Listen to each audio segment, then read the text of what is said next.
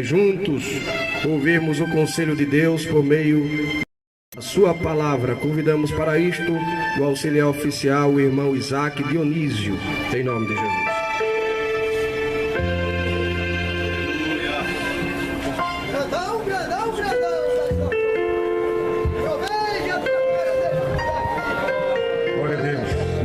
Irmãos, nós desejamos cumprimentar a todos com a paz do Senhor. Desejamos cumprimentar a todos com a paz do Senhor. Graças a Deus, que alegria poder estarmos aqui, ainda que em um local público, mas na presença do Senhor, para adorar o seu nome, bendizê-lo e também falar do amor que está em nossos corações. Também saudar a todos os moradores dessa localidade, os vizinhos, amigos que estão aqui nos recebendo nesta tarde para ouvir um pouco também da palavra do Senhor. Com certeza, o Senhor nesta tarde tem uma palavra ao teu coração. E com a permissão do nosso presbítero, vice-coordenador, queremos convidar a toda a igreja para abrir as nossas Bíblias no Evangelho, escrito por Mateus, capítulo 7, e lermos esse texto e trazermos uma breve reflexão. Nós louvamos a Deus por esta oportunidade, pela vida do nosso pastor-presidente, o nosso coordenador, o pastor Manassés também, nosso vice-coordenador, que nos concedeu esta oportunidade, e pedimos aos irmãos aqui, não é, as campanhas, os jovens, adolescentes, que estejam intercedendo. Quem diz amém, meus irmãos? Que estejam intercedendo. Os irmãos sabem que nós, em tempo todo, nós estamos em uma batalha espiritual, e batalha espiritual nós vencemos de forma espiritual. Não vencemos com as ferramentas humanas, com técnicas, mas vencemos através da oração e da intercessão para que o Senhor possa fazer a sua vontade nesta tarde. Mateus, capítulo de número 7, versículo 13 e o versículo de número 14. Quantos encontraram, digam amém. Amém. Entrai pela porta estreita, porque larga é a porta e espaçoso o caminho que conduz à perdição, e muitos são os que entram por ela. E porque estreita é a porta e apertado o caminho que leva à vida, e poucos há que a encontrem. Quantos dizem amém? Amém. Meus queridos irmãos, nós estamos diante de um texto conhecido da palavra do Senhor, e essas palavras foram proferidas, ditas pela própria pessoa maravilhosa de Jesus. Jesus, naquele momento, está ensinando o maior sermão que esta humanidade já recebeu, chamado Sermão da Montanha. E naquele momento, Jesus, encerrando aquela ministração, ele fala sobre duas realidades espirituais. Ele põe o Evangelho como sendo algo comparado a um caminho, a uma porta, e a vida sem Deus também como sendo um caminho e uma porta. Quando nós retrocedemos um pouco na Bíblia Sagrada e vamos lá atrás no livro do Gênesis, nós iremos perceber que Deus, quando cria a humanidade, ele cria toda a terra em harmonia, em perfeição. O homem e a mulher, quando foram criados, eles viviam em paz e comunhão com Deus. Toda a terra vivia em comunhão. Não havia problema, não havia doença, não havia desgaste na natureza, não havia terremoto, maremoto.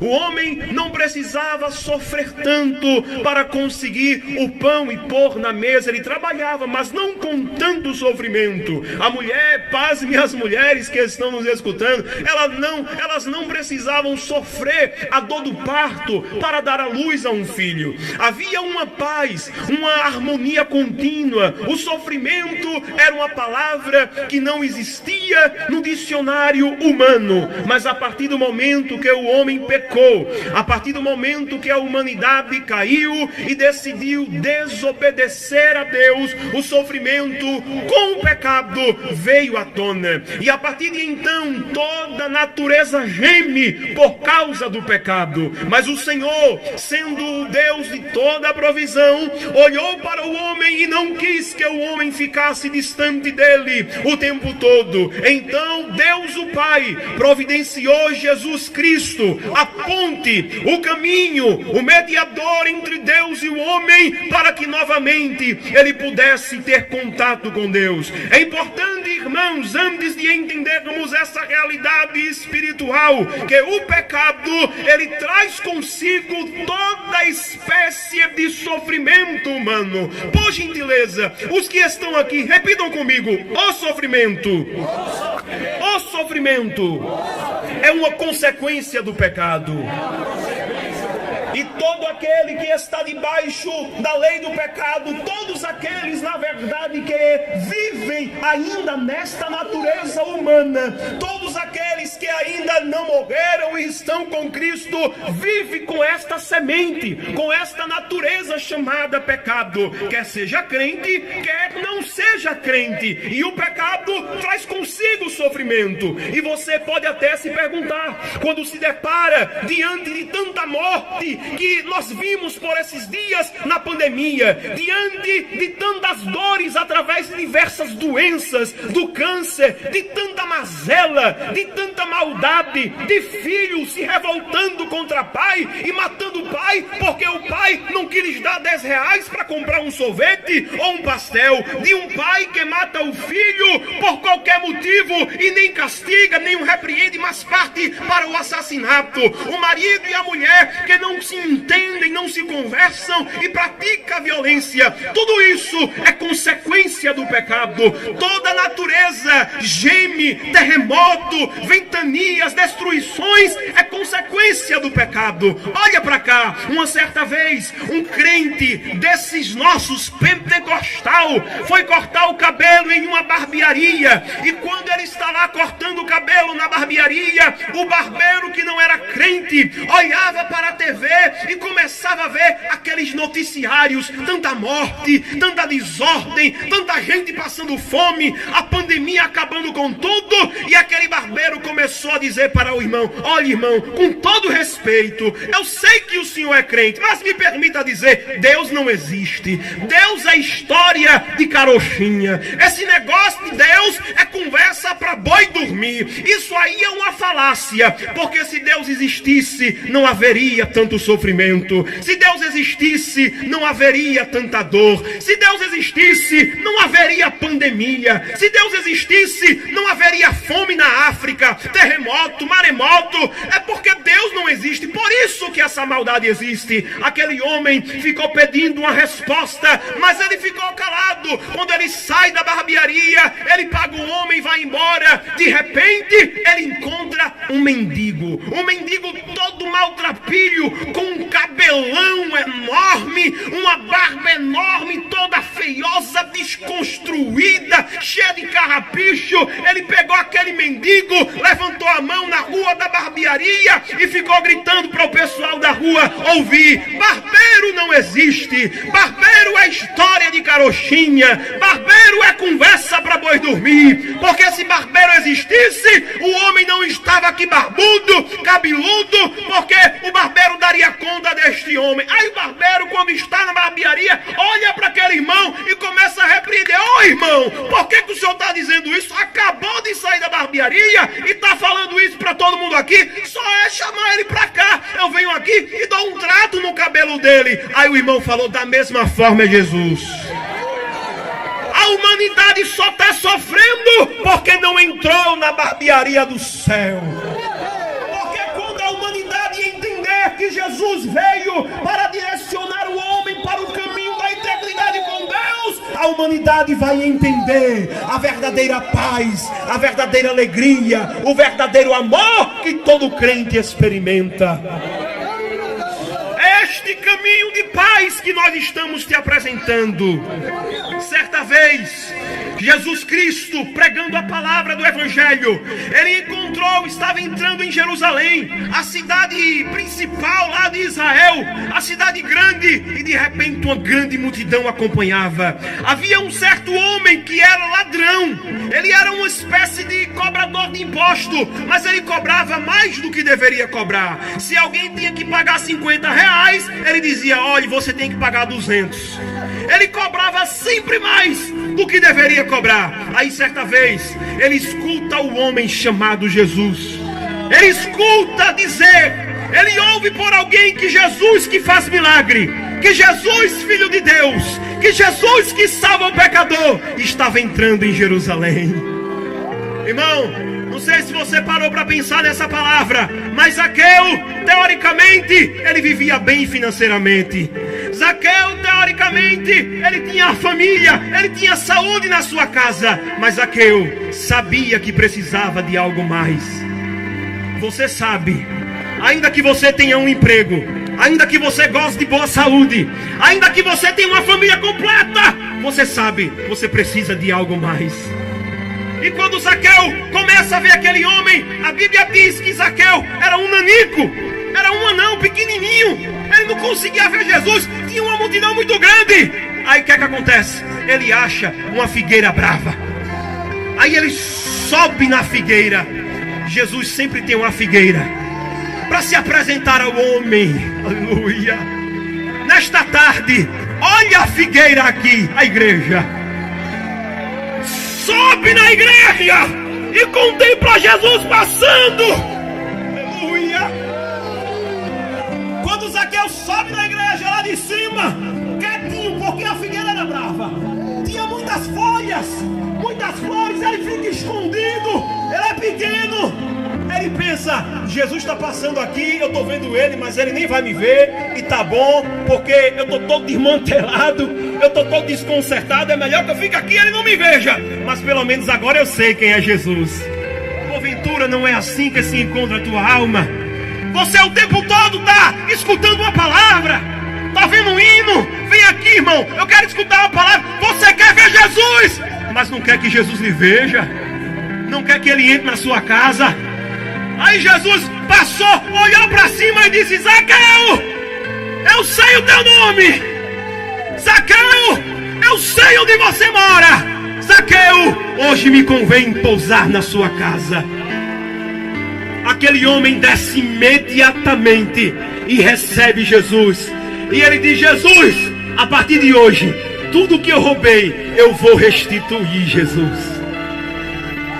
Eu quero o Senhor não só na minha casa, eu quero o Senhor aqui dentro do meu coração. Naquele momento, a conversa de Jesus com ele, basicamente Jesus estava colocando na frente de Zaqueu duas portas: o caminho largo, que era o caminho do roubo, que era o caminho da facilidade, que era o caminho do tô à vontade, tá bom demais onde eu tô aqui, e o caminho da porta estreita, que era o caminho da renúncia, que era o caminho do sofrimento. Aí eu pergunto aos irmãos, naquele momento, Zaqueu escolheu qual a porta estreita ou a porta larga? Ele escolheu a porta larga. Mas em outro momento, e eu finalizo com esta palavra, Jesus está passando ainda em Jerusalém, e um certo homem que a Bíblia não fala o seu nome, diz apenas que ele era um jovem rico, chegou para Jesus e disse: bom mestre, o que farei para herdar a vida eterna? Aí Jesus disse para ele: olha, você conhece os mandamentos: honra teu pai, honra tua mãe, você não pode adulterar, você faça bens aos pobres, você pratique a lei. Aí o jovem se enche de orgulho, bate no peito e diz: então tá certo, porque eu já tenho feito isso desde a minha mocidade. Eu quero te dizer uma coisa: religiosidade não salva ninguém, boas obras não salvam ninguém. Você pode ser um bom pai, parabéns para você. Você pode ser um bom esposo, parabéns para você. Irmão, olha, eu nunca deixei a minha fatura estourar e eu ficar sujo no SPC, parabéns para você. Irmão, eu nunca roubei ninguém, nunca matei ninguém, sou um bom cidadão, pai de família, parabéns para você. Diante da sociedade, você está bem, mas isso não é mérito para se ter a vida eterna, porque a salvação é pela graça de Deus e não pelas obras, para que ninguém se glorie. O homem pode ser um mais vil pecador, o homem pode ter pintado e bordado, como diz o nosso linguajar daqui, mas a partir do momento que ele se encontra com Jesus, não é o que ele fez, mas é a graça, é a graça, é a graça, é a graça que preenche o coração do homem, e o homem é salvo em Cristo Jesus. Mas Senhor, eu sou um homem bom desde a minha mocidade. Aí Jesus, irmãos, parece que eu estou na frente de Jesus, vendo aquele olhar penetrante nos olhos do homem, entrando no fundo da alma dele e dizendo: eu sei onde é a tua ferida, homem. Eu sei o que te impede de subir na figueira. Eu sei o que te impede de me aceitar. É o dinheiro. Você ama o dinheiro. Faz o seguinte: quer vir após mim? Venda tudo que tem, dê aos pobres e siga-me. Irmão, você já parou para perceber que aquele talvez fosse o 13º discípulo de Jesus? Poderia ser mais um seguidor, um apóstolo, ou quem sabe talvez como o gadareno que foi liberto e pregou, e 10 cidades se maravilharam em Cristo. Mas aquele homem, ele amava muito o dinheiro. Ele se entristeceu e não quis aceitar Jesus como seu Salvador. Naquele momento, Jesus, ele convidou aquele homem para entrar na porta estreita, mas ele disse: não, eu prefiro a porta larga. Eu quero dizer para você, escute-me com atenção, você que ainda não se rendeu a Cristo. Escute-me com atenção, você ainda que não se entregou totalmente ao Evangelho. Todas as vezes que você escuta a palavra do Evangelho, Jesus está colocando em sua frente 2 portas. Jesus está colocando em sua frente 2 caminhos. E todas as vezes que você diz não, Deus está registrando na agenda dele: 1 dia não, 2 dias coloquei de novo a porta, não, 3º dia coloquei de novo a porta estreita e ele disse não, 4º dia enviei a campanha, eu enviei evangelismo em massa, eu mandei alguém para convidar ele para o culto, eu mandei a vizinha para ir largo. Nesta tarde, mais uma vez, Jesus te convida: vem entrar na porta estreita, vem entrar no caminho estreito. Aqui é sofrimento, eu sei. Aqui é dor, eu sei. Aqui não é fácil. O caminho do Evangelho não é fácil. Mas Ele te garante: a graça dEle vai te fazer seguir em frente. A graça dEle vai te fazer superar. Nessa tarde, nós te convidamos: vem entrar por essa porta e você encontrará o céu e Cristo Jesus te aguardando de braços abertos. Deus abençoe a todos, em nome de Jesus. Sinceramente foi a melhor coisa